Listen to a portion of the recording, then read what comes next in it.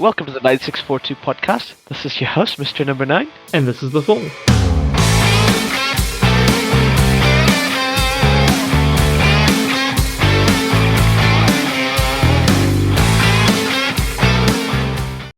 Alright, so continuing on about this conversation about Super Leagues. It's interesting that these things are happening because football, as we know, it is a part of the entertainment industry, and football and all other sports are. They're not like, I understand why fans want to not be treated as customers. Yeah. But you can both be part of an entertainment product, like consuming an entertainment product, and not just be a customer. Yeah. You know, like there are customers and there are customers. Yeah. And football can't pretend it exists in a vacuum where it's not a product. Yeah, exactly. It is a product. That is sold to people and has its, pitfalls people don't necessarily like. Yeah. Like making the common people who create the game no longer able to afford it. That's definitely one of the really bad downsides of over commercializing that product. Yeah. There's another line to be walked there because, fans, especially historically, they make the club. You could have a good football team, but if you don't have the fans, and if the fans aren't engaged in your club, it's not going to be a successful club. But as you say, especially in this day and age, a club is also a commercial entity. It's an entertainment product. It's providing. Yeah, I mean, it's providing something. So look at Manchester City. They have all the money. They are they have the richest owners in football, but the Etihad is often, well, shall we say, quiet. Yeah. I mean, and Chelsea doesn't have that. Like, it's even though you could argue, like, Chelsea had less of a history in Europe and like winning things, like, because before Roman Abramovich came, Chelsea only had like the one title. Yeah. So whereas like, Manchester City had won a couple of titles, won a European Cup Winners' Cup, all those. So it's not even trophies it's not trophies alone that give you legitimacy. No, say there's a combination of things that go into it. I think winning trophies goes into it. Like, you have to have the heyday and the glory years and stuff, but you also have to have the downtimes and the fans to stick through that. So it all goes into the story of the club. I think City have to be careful they don't lose those fans who are willing to go like sell out Main Road back in the day when the club was in League Two playing, Darlington on the cold Saturday morning. Like, those are the fans that that have been through with City in the tough times. Yeah. Like, a lot of your fans in Asia and other markets are just gonna go and support another team if you're not successful. Exactly. They're not committed to the club. Like you say, the ones that were sitting there in the cold winter rain playing some mid-table League Two game, They're the ones that are going to be there still if things go against you again. Or those fans who were there when, lest we forget, Manchester City actually needed to go through the playoffs to get promoted. They didn't even. They didn't even win league. The championship, no. Not even championship, like League Two. All right. Sorry, League One when they were there. Yeah, I see. When they got to get promoted up, so and that can happen to any club. Yeah. Sunderland are right in the bottom, not in the bottom, but they're in the doldrums in League Two. Yeah. Like, crazily playing in a 50k stadium in the English third tier. Yeah. And of course, every club wants to beat you because you're the big club in that level. Yeah. And why wouldn't they? Well, exactly. Yeah. Imagine that playing League Two and you're playing Sunderland, who were in the Premiership not that long ago, and go out there and you beat them like, we beat a Premiership club. Yeah, or beat one of the biggest clubs in England, like even a club that has like a European Cup, European Cup Winners' Cup trophy in their cabinet. Yeah, exactly. Like, there's a reason why York City fans will forever remember the time they went and beat Manchester United in the FA Cup 3-1, no less. This wasn't even like how they do it now with like a B team or a youth team playing. This was a proper starting 11. Wow. Because it was still the 90s and people still like really, took the FA Cup very seriously. Yeah, no, it was very serious. Well, still sort of is, but yeah, back then that was so much more serious to actually compete all the way through, as Yeah. opposed to see how you go with the second string or youth boys and see where you got to, and then start doing it seriously once it got near the end. FA Cup rounds, we gotta remember how much money they brought into clubs.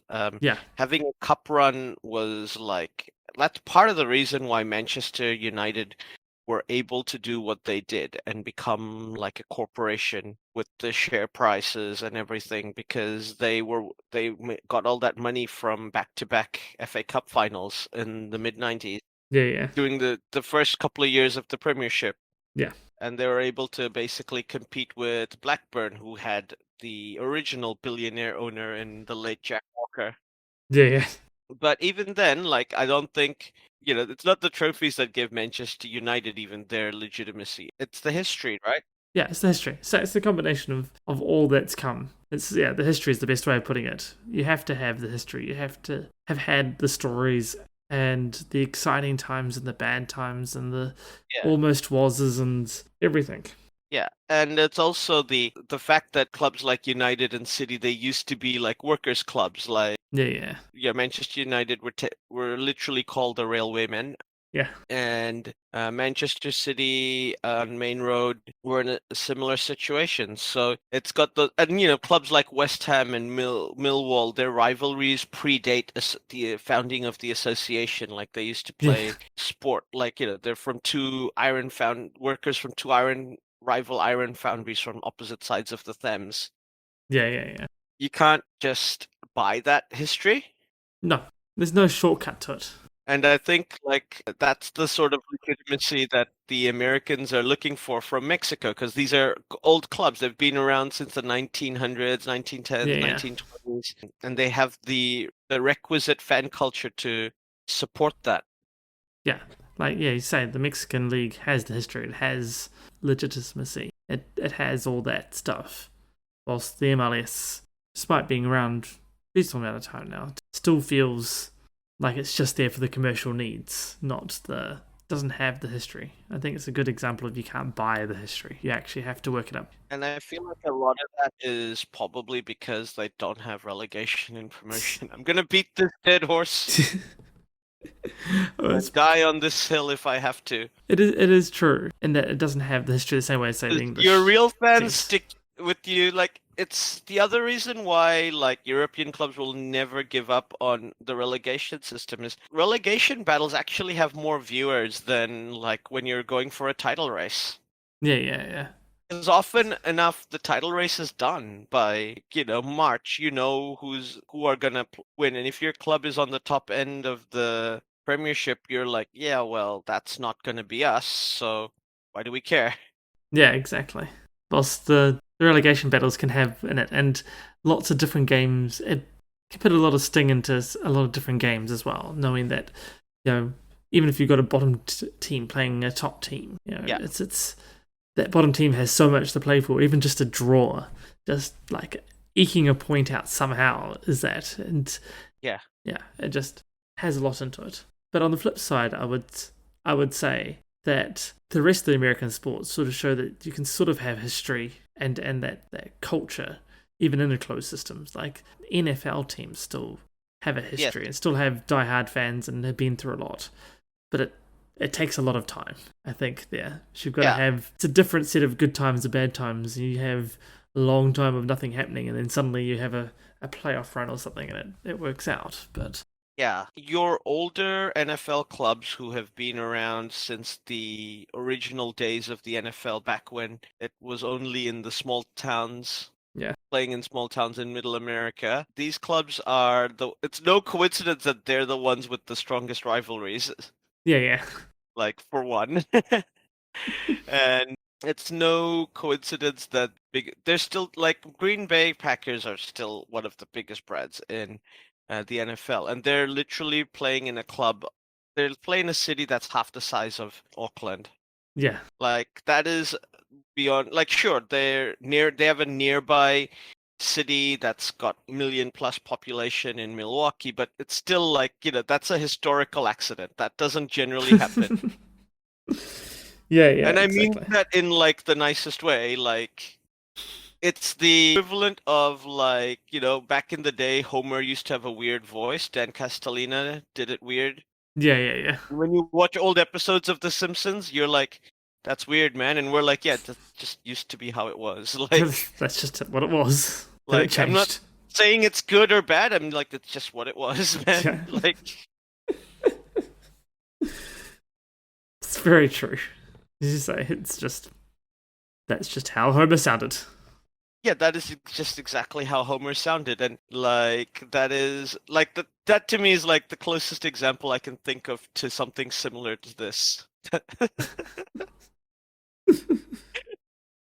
And we all know there's nothing more culturally relevant than the Simpsons. No, it is always culturally relevant. You can always use it to make an example of something. Need something? Yeah. Go to The Simpsons. Yeah, I mean, I don't think Americans realize how much of American life how much the world informed about what being an American is like by watching The Simpsons. Like, if The Simpsons, half the stuff were like, we just like, oh yeah, dental plan, Lisa. Do we even need to go into? Dental plan. Lisa needs braces. But yeah, exactly. But like, we don't, we think that's real life in America. Yeah. Sort of is, isn't Like, it? it sort of is, but it's, in a weird way, like we all like most people know, like, people don't live in kangaroos in Australia. But it's almost that level of ridiculous that people think it's like that, Yeah, yeah. right? That it's one of those things. So it's an entertainment industry, and there's the problem with that is I think even other entertainment is having an issue of trying to figure out how to monetize. Yeah. I don't think anyone's really quite worked it out properly yet. No. The NFL likes its NFL passes and whatnot, and why wouldn't you? Yeah. But there's a reason why, why network TV people can still afford to pay them $3 or $4 billion a year for rights to things. It's because like advertising makes almost literally lets you print money. And sports is expensive, and sports rights are the one thing that you can't pull really need to watch live, and advertisers really want the money for. Yeah, yeah.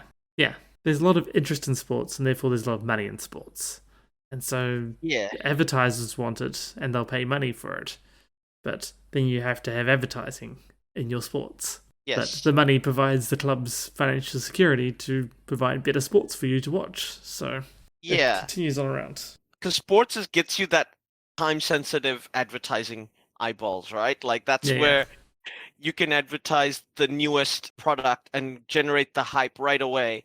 Whereas, like, even if you were to do something like product placement on like a movie, Yeah. like unless you've got a super hit movie like E.T. And what happened with Reese's Pieces, Yeah, yeah. like you're not getting that same effect. You're not capturing that same zeitgeist that you just almost by default can just capture with in like advertising at the Super Bowl, for example. Yeah, yeah, exactly. I was going to say, a good example, well, an example, I don't know how good it is, but would be iRobot and all the product placements in there that just sort of all fell flat. Yes. You sort of feel that they would have spent a lot of money on all those product placements, and they probably could have got better if they just slapped a hoarding down on the side of a sports game somewhere. Yeah, or like you compare that to Marvel just deciding to advertise, Endgame with basically Robert Downey Jr. staring at the screen for 20 seconds in the middle of the Super Bowl. Yeah. Which one did it better? I think we can all agree. I think, history has spoken on which one did it better. Yeah. To be fair, Marvel is probably the one brand at the moment in all entertainment that can't fail. Yeah, pretty much at the moment. Whatever they want to do, it seems to work out for them. Like, I don't know if there will ever be another $2 billion movie. Like, I feel like, and what's gonna come next? And I know that people have talked about the death of cinema at least 3 or 4 times in in the 20th century. Yeah, yeah. Once we had video, once we had TV, and I get all that, and all of them were wrong for different reasons. And I'm not saying I'm not wrong now, but it Yeah. feels like I don't think you're gonna get to those heights. Like, No, no, not for a while. yeah, At the very least, yeah, COVID sort of took that away from them. It was, I felt like pre that, cinema was competing with streaming services and all the rest and all the other entertainment cues that people have and where they put in the entertainment dollars. They were competing. That's why you got Endgame with its Yeah. $1 billion. But since COVID, it sort of was a big change in the way people are viewing things. And yeah. I don't think sports is going to suffer in the same way because it still provides a much more unique. Sports are still something people want to watch live. So even Yeah. if you're pirating, for example, Yeah. if you're watching the ads, the advertisers are getting their value. Yeah. But even that, like live sports just seems to have its own little thing that you can't replicate in other entertainment mediums. Um, and the cinemas sort of had that as well, but you get the surround sound and the thing. But I guess people's home entertainment systems are getting better as well. That Well, the difference but isn't that even much.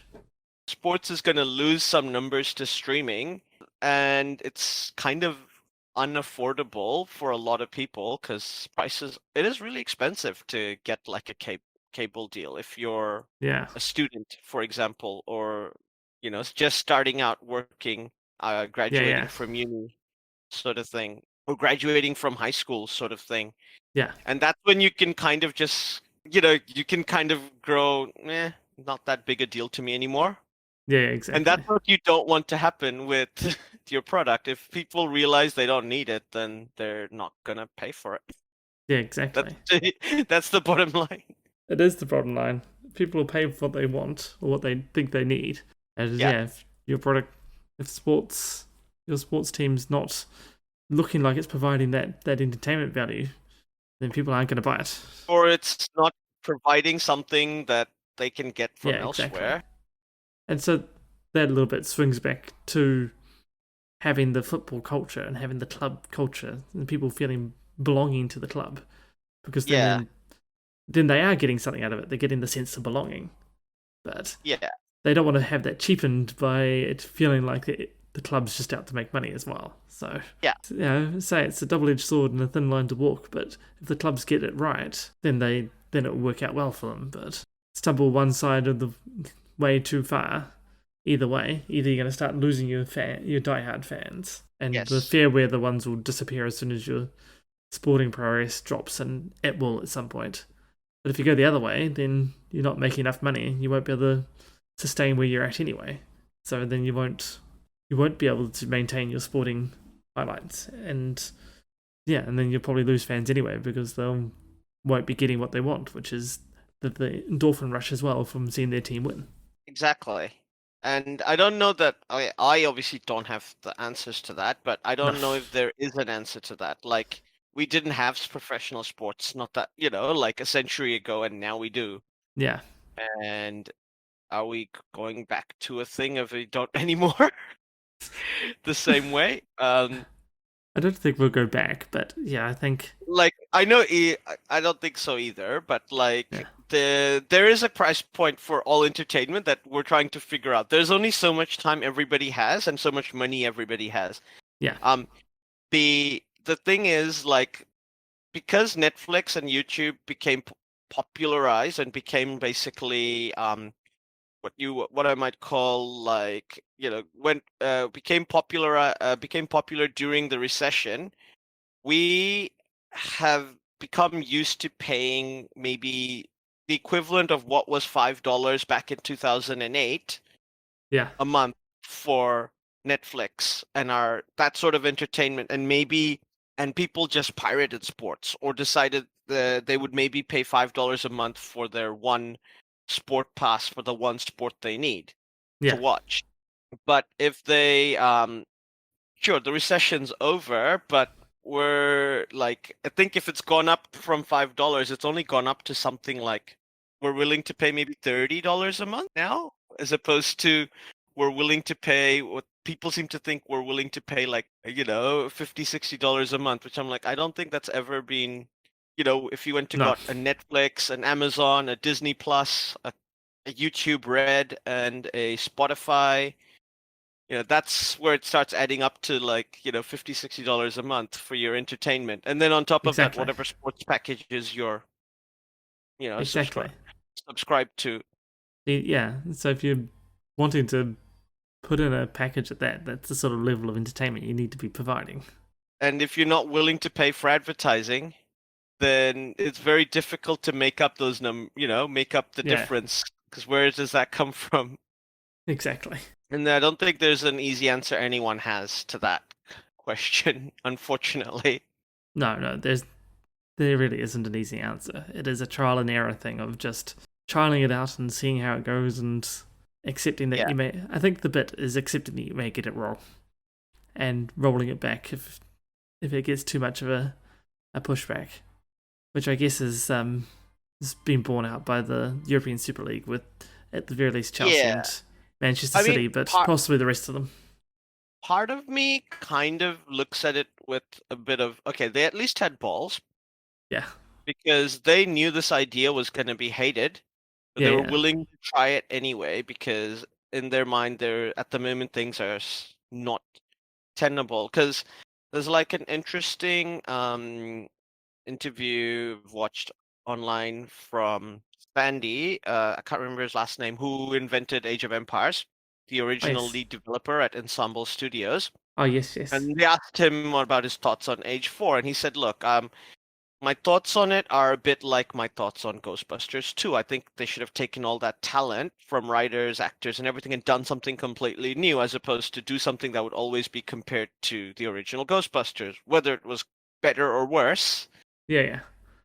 And he's like, but he's like, look, I like some of the things that make it look like it's completely different because he said his goal in Age of Mythology was to make the Age series more like StarCraft, like have completely specialized civilizations as different as possible with and then they compromise with like the three civilizations which all have like common deities and things Yeah, like yeah. this, with three factions within each civilization who are more similar. And I like that mold, and I think he thinks if they are doing something completely different and just keeping the same era, because in his mind they should have just gone hard into the like either World War II or some other I see, yeah, yeah.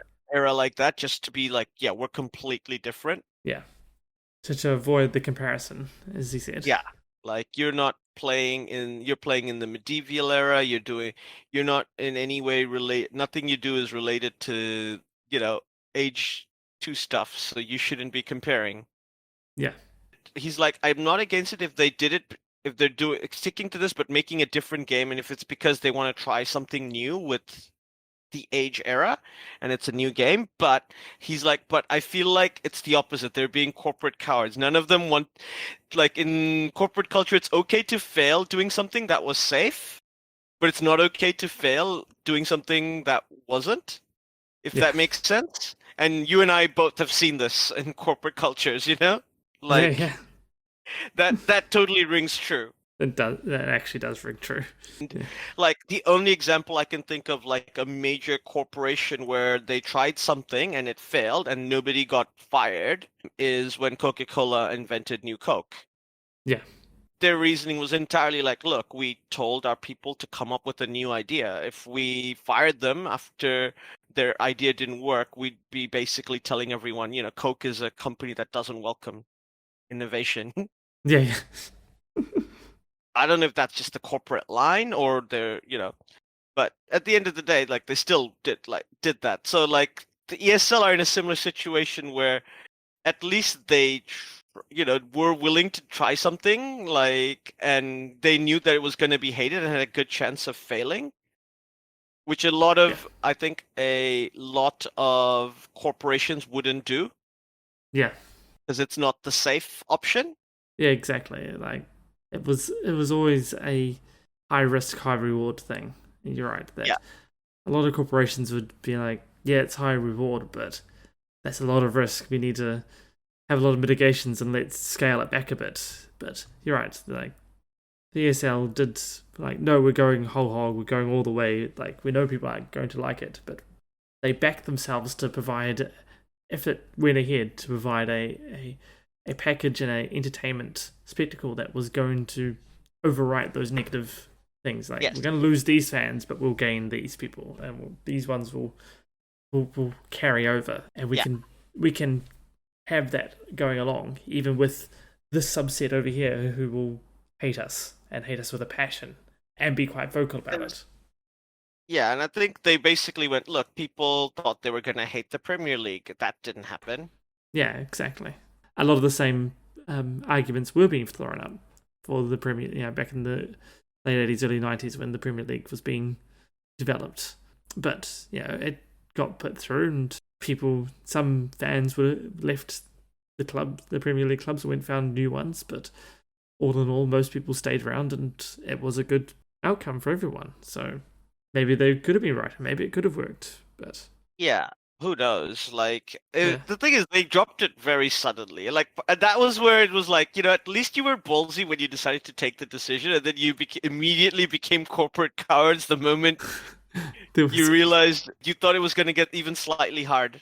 Yeah, exactly. It's like, we're gonna do it. We don't care. Oh wait, that's a lot of hate. Okay, no, run away, run away. And they had to know who was not going to stay, like they had to know Yeah. Manchester City, Chelsea, they weren't going to continue on if it looked unlikely to work, and like they weren't going to stay because they had to be convinced to join and all these other things. Like they knew what was going on in their boardroom meetings and all this. Yeah. So the fact that they basically like capitulated so quickly is like, I think that's where that it wasn't courage. It was basically like, okay, you were like you'd lost your mind. It's like you have lost touch with reality and everything, the common football fan and everything. Yeah, exactly. Like, you guys are just gone off the deep end. But that being said, like there are probably places where you could do like a good like a closed ESL would probably, like ESL style Super League, or even like just a 2 division like the Japanese, like the J League. Yeah. Could probably work because like outside of the Middle East, I think the football is the most popular in terms of spectators and like stadiums and like ratings. Yeah. In East Asia, there's a reason why every club goes to tour there. Yeah, exactly. At the end of the year, and I feel like that this is the thing. Like if they did ever make a quote unquote super league in those ASEAN countries, that would be a very strong competitor with the Premier League. Yeah. And because they're watching live, they can get to go to stadiums and live games. Like there's a lot of infrastructure costs to be built, but these countries have money. Yes. Like if you're building like in a country like Singapore, you probably only need 2 or 3 Tottenham Hotspur style stadiums, and then you can probably be happy to go across the border to Malaysia to watch, another good team, etc. Yeah, exactly. Another good stadium, and like if the travel is not made terrible, that it works. Yeah, I guess that would be the big thing. A little bit would be the travel. Even before COVID days, like, I can imagine that the travel for some sort of ASEAN Super League would be a bit prohibitive. Yeah, but with AirAsia and like cheap airline travel, like your Singapore, Malaysia, and Brunei have probably got decent enough connections.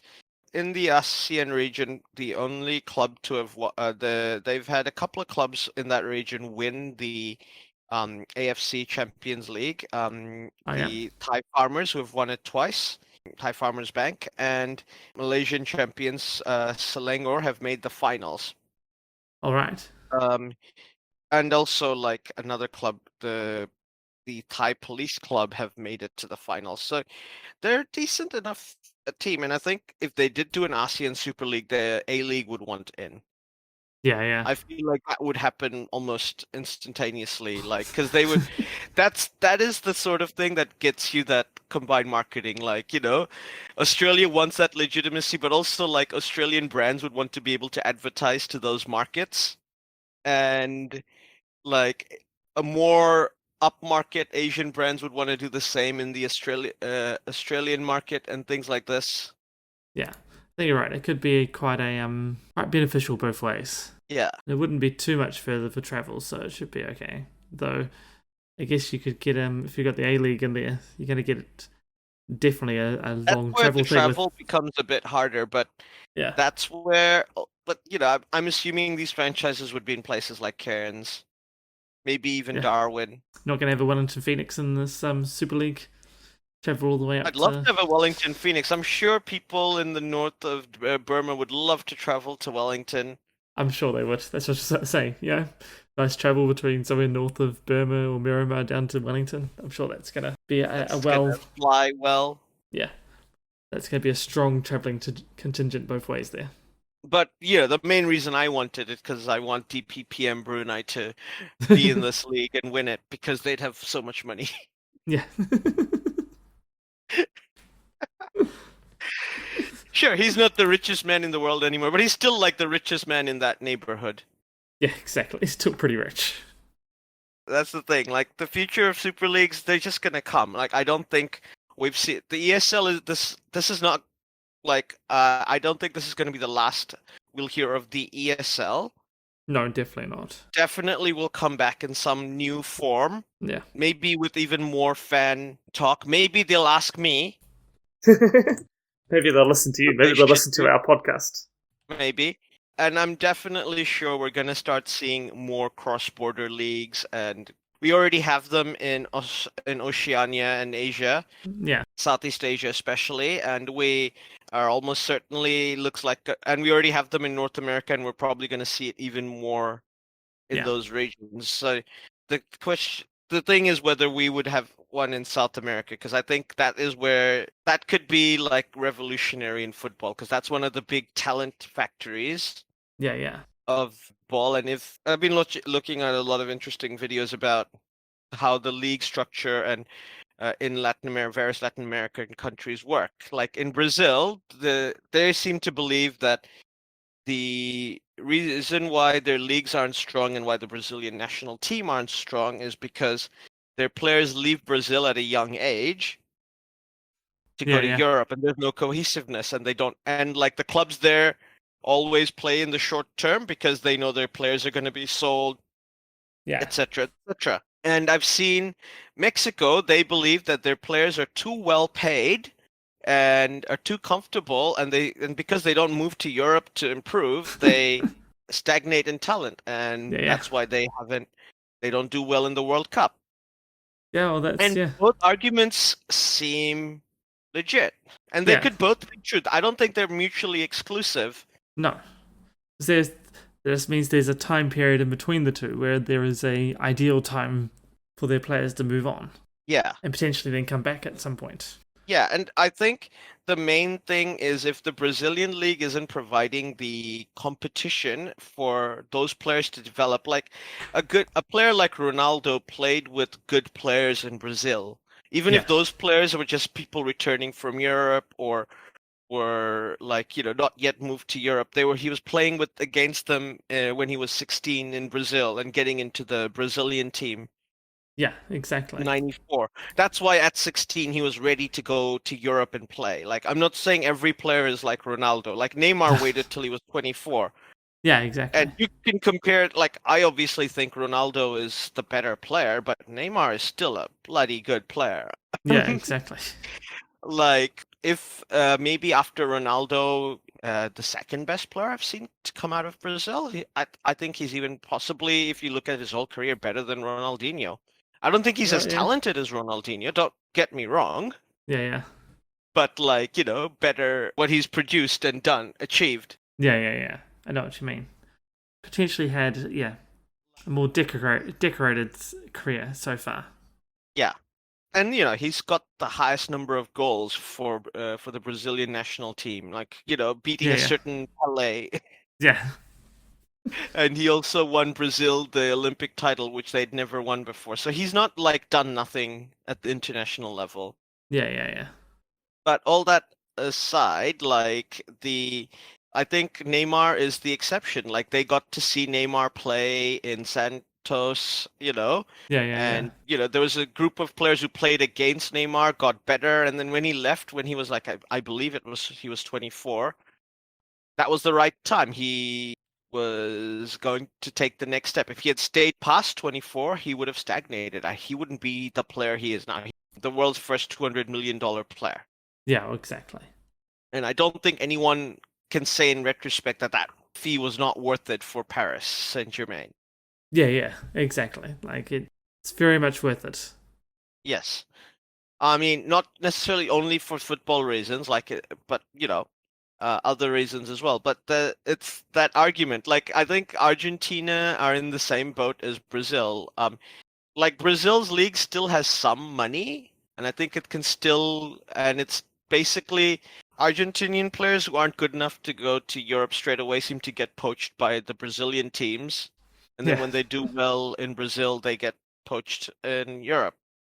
And the Mexican player, the Mexican league players, unless they're very ambitious and really want to, like Chicharito, like go out at a young age. It's one of those things. Like Chicharito had Manchester United calling.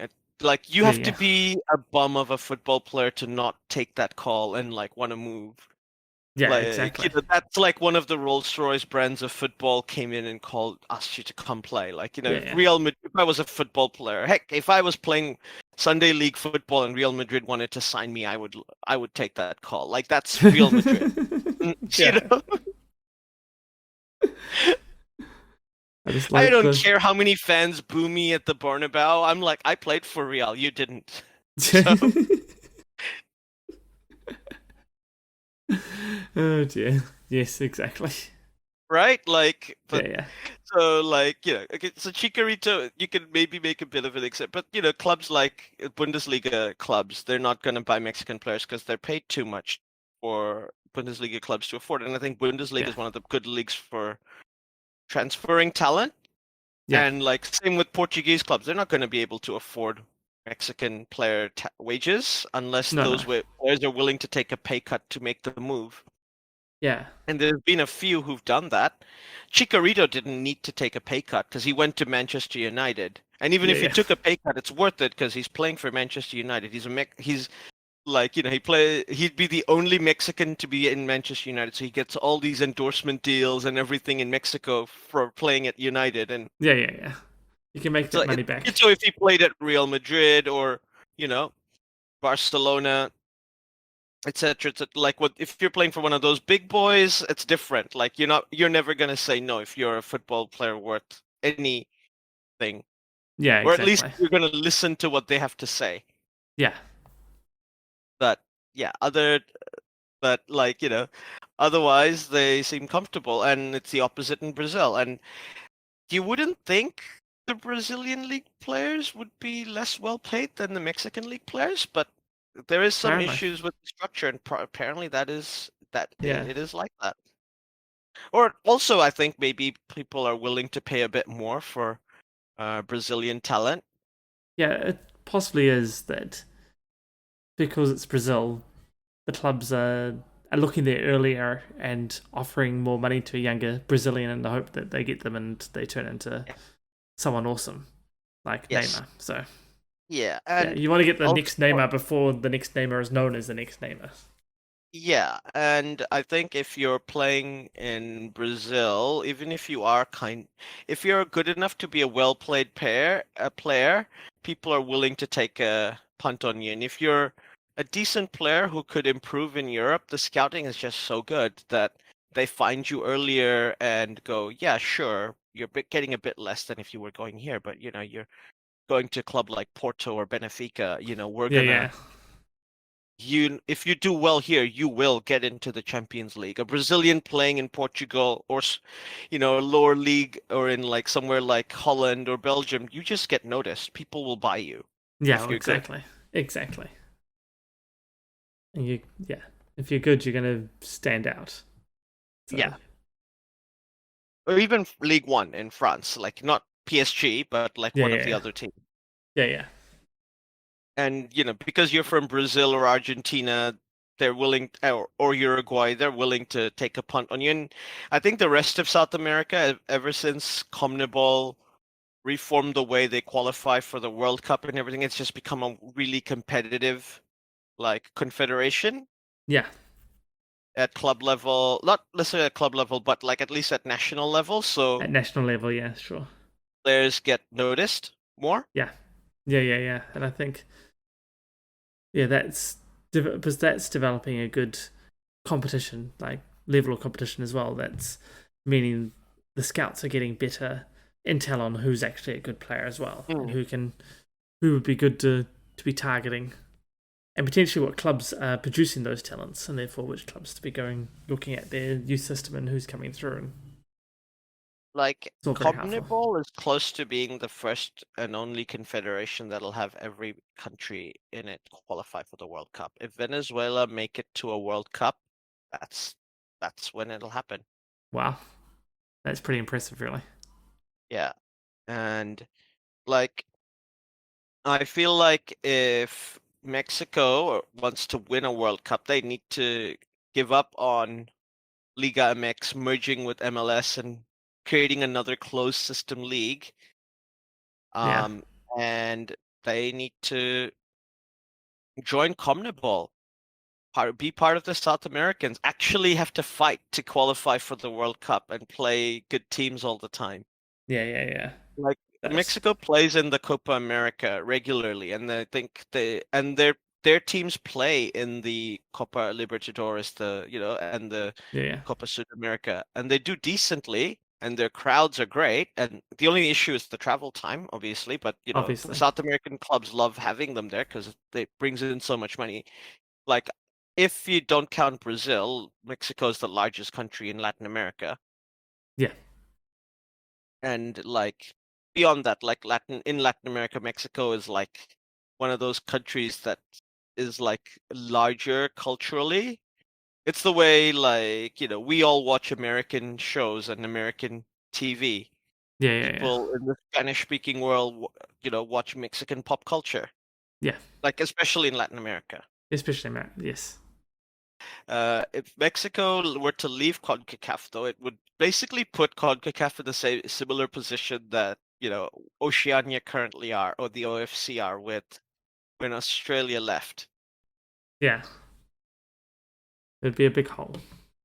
Yeah, like the biggest hole, because they've won. They're the Yeah, most successful team in CONCACAF Gold Cup, and I think also in their Champions League. It's like and you're almost basically leaving it to the United States, and they'd have no competition. I mean, this is something that'll never happen till after the 2026 World Cup, yeah. of course. Though I did see But that's one of the reasons why the North American Super League could go ahead is because of the 2026 World Cup, and therefore them having with Mexico and America and Canada working more together. yeah, That's what's helping pushing it together, and therefore having a merged Super League would make sense from their point of view. yeah, yeah. I mean, they already have like a merged tournament, like, Yeah. for America and Canada, so it makes sense. And they have a bunch of merged tournament games. I think Yeah. this is the first Copa America in a while that hasn't had Mexico come in as a guest Yeah. team, which is interesting. I think Australia and Qatar were meant to play in this Copa America, All right. because often they have like Mexico and the USA, Yeah. because they only have like 10 member associations, Yeah. So and so they always need, like, I think usually 2 or 3 more teams to come in and join.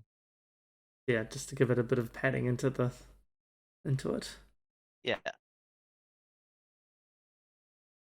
But it's interesting. So they're going the opposite way, and like I said, I don't think that's the right way. If Mexico want L3 to do better in the World Cup, Yeah. whereas I think if they were to go the other way, join South America, that would be like, at least that would get you to the World Cup quicker, even if it meant you missed out a couple of times. Yeah, I think you're right. If they go south, if Mexico joins south, then it would give them a more competition, so they'd be more likely to miss out. But when they did make it to the World Cup, they would be a stronger team. Also, Yes. if they merge north with the US and surrounds, then it will mean that and stay in the northern part, they'll get to the World Cup almost every time.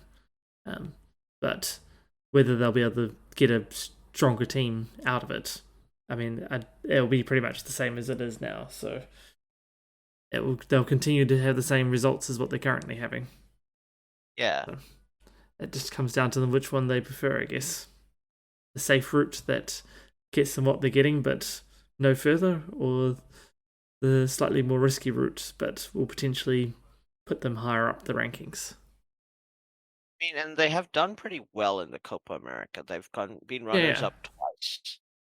Yeah. And semi-finalists 3 times. So Yeah, oh they're no, not exactly. easy. But I think the last few Copa Americas, they haven't done that well. So that's probably, I mean, they haven't been invited since then, but yeah, that's possibly colored their judgment. Yeah, potentially. Yeah. Like reading a bit into it, apparently there is some politics between CONCACAF and CONMEBOL, Yeah, I'll which do doesn't it. surprise me. Usually, for these sort of reasons, Oh my, there was some politics? Who would have thought? In pretty football, much. you say? Yeah, and it wasn't like, because the last time they played it, they weren't there because there was a fixture congestion thing, and it was like they only had it because it was like to celebrate the 100th anniversary of the Copa America, Yeah, that was the and last time. in 2019, and it was 2016. being held. Was it? 2016. There was one in 2019, but the Yeah, Centurial was in 2016. you're right. To 2016, and it was held in the USA, and Yeah. that's where they wanted to get things going. But yeah, I think CONCACAF were kind of like, stop trying to steal the US and Mexico from us. Because I think if you ask CONMEBOL to merge with CONCACAF and like just share the World Cup spots between them, all the South American countries are like, yeah, sweet. Like, Yeah, was that's it? 3.5 more slots for us. Excellent. Done. We take this deal every time. Yeah, exactly. Yeah, but it seems like that will be what happens. And there is a rumor that the 2034 World Cup will be an ASEAN bid. Ooh, that could be good. Because I think it's kind of accepted that the 2030 World Cup will go to Uruguay. All right, yeah, And it will makes be sense. like a joint South American bid with Uruguay, Paraguay, and Argentina. Yeah, that makes sense. Like Uruguay has learned from Athens, and they're like, look, we're gonna have the 100th anniversary edition of this. Yeah. Is Because that would they've been like planning to put in a bid. Like the only other country that I think was looking to put in, like, because there are some Asian countries looking to put in a bid, but by FIFA's rules, they're not allowed to because Qatar will host 2022. yeah, Like, and in the original system where there was like you were supposed to get turns, yeah, based on the continent, it would have been South America's turn in 2030, yeah. from my understanding. But yeah, if North America, Asia are not allowed, then you can have a European bid or a that South American bid. So it makes sense for it to go to South America, given it'll be 100 years and all the rest. Yeah, I think 2034, you're probably when you'll have an Asian one because there hasn't been one since 2002. Yeah, And I exactly. would not be surprised if it's hosted in China. No, I think if 2034 goes to Asia, then I think 2038 will go to Africa. yeah, After that, it'll have to be a European one, you'd think. you'd think. Because then it wouldn't have had a European World Cup Yeah, since 2018. yeah, just gets a while there. But yeah, apparently Morocco Morocco's keen on hosting a World Cup. Morocco's always keen on hosting a World Cup. Yeah. And I'm not saying it wouldn't be good because there's good travel infrastructure and you could probably use one base of operations and travel around the country for the game pretty easily by Yeah, yeah. train and stuff. Potential there that they could look at the other North African countries and spread it out a bit that way to Yeah. give it a bit more onto it. Apparently their potentially biggest threat is a UK bid. Like it would be a Yeah. joint UK bid. Yeah, I was just looking at confirmed plans being Morocco, Uruguay, and a Balkan bid. And out of those, the Uruguay one would probably be the strongest. But yeah, expressed interest was Korea, Saudi Arabia, Cameroon, Egypt, Colombia, and then the England, North Ireland, Scotland, Wales. Yeah. Bid, which seems to be the most likely to be a strong contender to a Uruguay bid. As they could argue that then it's the British game. Their 100 years should be them. Yeah, I think there's no official bid yet. Not that they have to have one, but no. The Uruguay, Argentina, Chile, Paraguay bid it's official. I think even that's it's not officially put in. It's just confirmed that they will. We have a bid. Yeah, it's an intended joint bid. But yeah, the British one is just we're thinking about it.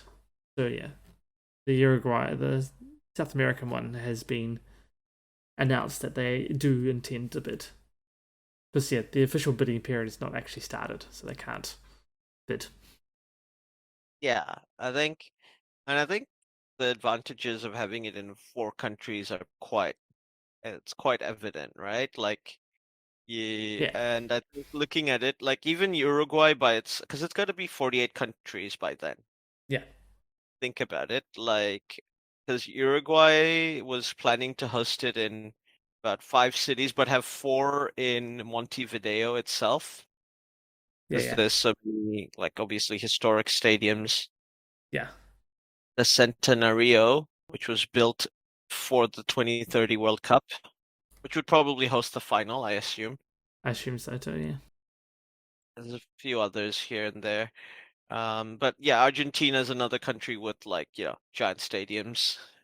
Yeah. That could host it there as well. So if you split it around 2 or 3 in each country, and I think Argentina would host the bulk of it, it would end up with a pretty decent World Cup there, and they're all pretty easily travelable, I think. I guess so. I guess the only issue really is if you had a Argentina to Chile flight to have to. I guess they won't do the same team like that. Yeah. Then you're going up and over the Andes and down again, but. And I think flying over the Andes is not as dangerous as it used to be. No. I was just more thinking of the pain of it, and the flight that has to get up and down, but yeah, it's an hour. Now, not too bad. I don't think either of those countries would be hosting stuff in the south part of their countries. No, it looks like Argentina's the proposed host cities are all at the north. Yeah, I mean, Chile. Think Santiago has a few southern cities. Yeah, Chile's got ones a bit further south than Santiago, and they'll be further south than. Yeah, they'll be the ones further south. Yeah. Yeah, Temuco and even Concepcion from Buenos Aires is not too far. Because if Santiago's an hour, I assume it's maybe another half hour. Yeah. Hour 59, so it's basically another hour. So yeah, and you'd probably make the groups set up that way. Basically traveling around Brazil was harder. Yeah. Because it's larger. Yeah, heaps larger. So, and they spread it out way around the country. Like Argentina's not as spread out for their proposed locations. So yeah, and I think also that was intentional from Brazil as well to spread it out across the country as opposed to just be in the places where Like, it would be like New Zealand hosting a world instead of doing what, like in New Zealand hosting a World Cup in just Auckland and Hamilton and Tauranga. Yeah. We did it all over the country when we hosted the Rugby World Cup. Exactly. That'd be interesting. And like, this is the thing. Like, this like if that becomes a seed for a combined league, does this a 2030 World Cup become a seed for a combined league for those four countries? Maybe. I guess the difference there is that there's already the plans for a combined league for Mexico and America, so it's more the other way around. Like they have had the plans for it, and so then therefore they put their bid in as a showing of strength for that, so that both sides sort of showed their commitment to the idea. So I don't know if there's any talk about a combined league for any South American ones. So I'd imagine if they were going to do a combined league, it would include Brazil at the very least. I think if you were going, like, it would have to include Brazil. Like I said, Brazil has the Big 12, Exactly. and you've got the Big 5 in Argentina, Yeah. and a few others here and there. Yeah. I think any Super Uh, League would include those teams, and then yeah, and you've got Peñarol Nacional, Uruguay, yeah, the big two over there, and I guess then you'd have just a smattering of few clubs here and there, like Olympia from Paraguay, Atlético Nacional from Colombia, etc. yeah. But but I feel like this calls for there being like a second division, just so that you can have Yeah. and like this is the thing, like this league, even if you had like if you built like a South American pyramid, that would be very competitive against competing against the big four European leagues. Like that would probably bring money and like viewers for Yeah. inside around the world. I would imagine so. I mean, you'd have if you could set up, right, and have your broadcast rights set up, then you could definitely market as see the next great footballers before they hit Europe, I and mean, then they like, could would stay. you even like if you generate enough money, do you even go to Europe? Like Pele never Yeah. went to Europe. No, well, do you get that point as well? But I think that's the starting point, right? Just generate enough money that people stay where they are, and Yeah. then for a little bit, and then as that excitement grows, you're growing money, so then you can keep them there longer, and they don't need to go to Europe. Then then you get a competitor to the European scene, Yeah. which Yeah. arguably is needed, especially if you don't like that could be a foil to the closed European Super League concepts. Yeah. If there was an actual competitor to the European viewing, that's basically where all the viewers, at least in a general worldwide thing, Europe is a essential one that everybody seems to follow, plus a local one if you are keen. But Yeah. maybe it just needs a competitor, and South America may be the place for that competitor to provide that competitor in terms of the entertainment. Yeah. I mean, this is the thing. I feel like South America uh, would be in a much better position to compete if like the two confederations, the Americas basically merged and you had a combined league. You could even have like two separate conferences, like a North Conference and a South Conference, and Yeah. like have a playoff structure, like Yeah. and play, because it's common in South America to have like a first season and a second season in the same year, Yeah. like a spring and autumn season, and so you could do something similar in North America, and basically you have a playoff, spring playoff, and summer. In the spring you Yeah. play your local continent, and then in summer you play against you play the playoffs. Yeah. If you did it that way, and because the weather's flipped, it doesn't, it would sink, right? Like that's how geography works.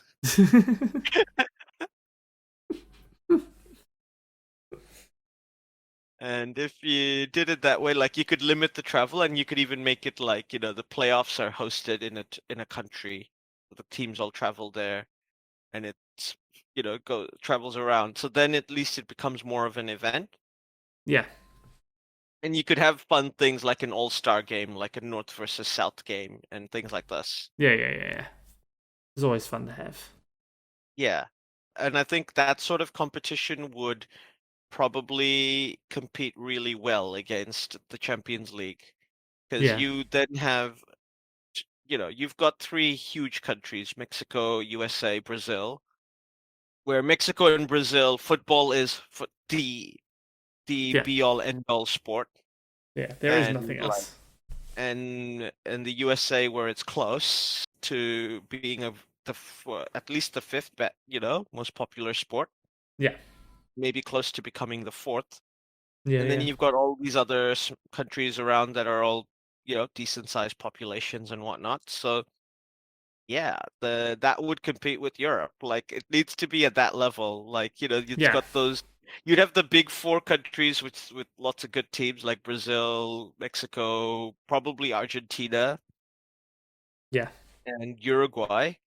And then you'd have but America would still be competitive because it has money and Yeah. whatnot. Exactly. Because I was pretty sure at one point Mexico was going to join CONMEBOL. Yeah. I think if we went back, we'd probably find a podcast about it. Yeah. Rambled on about it. Probably. Actually, if we go back, it'd probably be the 2016. Back in 2016, we probably did a podcast on the Copa America Centennial, and it probably was mentioned there. Yeah. I mean, it's a reduced tournament now with only the South American teams. Yeah, I think sort of be it'll be good, expected. though. But yeah, I think that's all we have time for. Yeah. Let us know what you think, stuff you want to bring up as well. But in the meantime, take care.